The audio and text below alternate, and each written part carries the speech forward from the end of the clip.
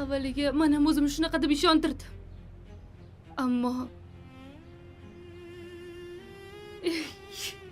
Ammo belgilari bor degani bu saraton degani emas. Balki davolasa bo'lar? Doktor vaqt yo'qotgansiz dedi.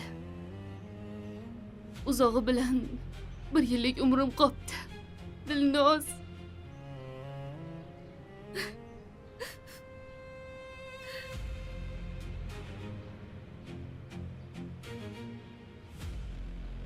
Uydagilar biladimi? Yo'q. Qanday qilib aytaman Dilnoza? Oyim bilan dadam meni baxtimni ko'rish umidida yurishibdi. Ularni tirik o'likka aylantirish niyatim yo'q. Tasavvur qil. Yolg'iz qizlari bedavo dardga chalinganini bilishsa, qanday holga tushishadi? Qara, balki ota-onang chet elga borib davolatishar. Qanaqa odamsan Dilnoza? Tushunmayapsanmi? Domlamizdan surishtirdim kasalim haqida. U ham davolab bo'lmasligini aytdi. Sendan iltimos qilaman. Faqat hech kimga aytma. Oramizda sir bo'lib qolsin. 1 yillik umrim qolgandir.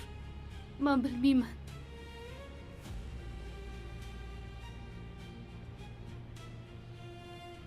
Bilasanmi nima alam qilyapti? Men boshqalarga o'xshab to'y ko'ra olmayman. O'zim xohlagan inson bilan baxtli turmush qura olmayman. Ona bo'la olmayman. Orzular orzuligicha qolib ketadi. Yo'q, unaqa dema.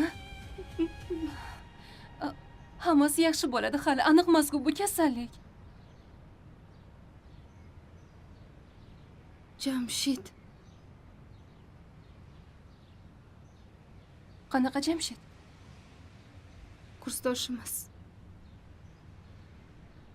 Dilnoza, men uni juda ham yaxshi ko'raman. Lekin u menga uylanish tugul qayrilib ham qaramaydi. Agar kasalligimni bilsa, mendan yuz o'girib ketsa kerak. Maftun bo'ldi. Siqilma. Hali hech narsa aniq emas-ku.